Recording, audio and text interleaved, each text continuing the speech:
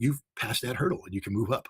But what happens if you publish your little thesis and the people read it and they go, nah, not buying this one, and you got nothing? You failed the test.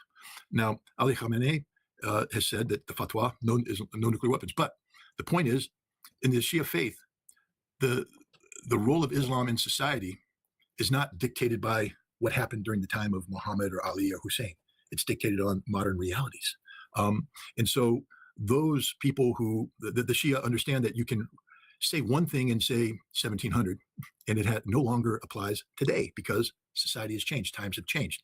And in that debate leading up to the 12-day war, in the reaffirmation by Ali Khamenei and the president that they do not seek a nuclear bomb, there were many theological scholars who were advising Khamenei that you could change your fatwa if the conditions surrounding the issuance of the original fatwa were no longer in play. For instance, if Iran was threatened by Israel, who has nuclear weapons, Iran would be able to reconsider this fatwa and under extraordinary circumstances determine that Iran could have a nuclear weapon.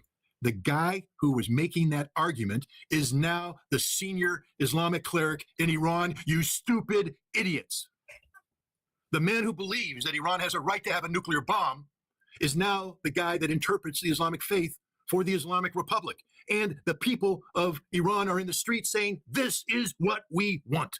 How stupid can you be? Well, the answer is extraordinarily stupid. And so now we see the reality. This Islamic Republic is not built on the backs of one man. It's built on the back of a constitution that is being applied as we speak. No deviation from the Constitution whatsoever. Things are going exactly the way the Constitution says it must happen, and on the backs of the faithful. And you just empowered the faithful to say, we need nuclear weapons.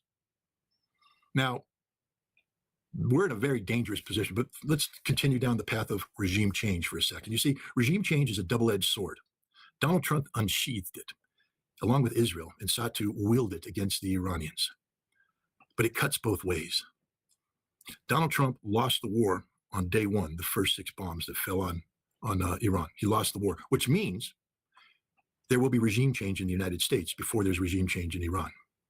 Donald Trump's cult of personality will not survive the midterm elections, because in order to win the midterm elections, Donald Trump needed to deliver a very quick, relatively bloodless war to the American people, one that accomplished what no other American president in 47 years has been able to do. But instead, he's going to go down the path of yet another failed president who's gotten the United States involved in a long, drawn-out war that we won't win. We will lose. We don't know how many lives we will lose, but it'll be devastating. The Iranians will not buckle. There will be no popular uprising in Iran to overthrow the regime.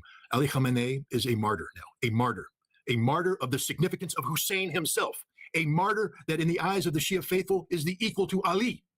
That's why the last posting on his X account invoked Ali.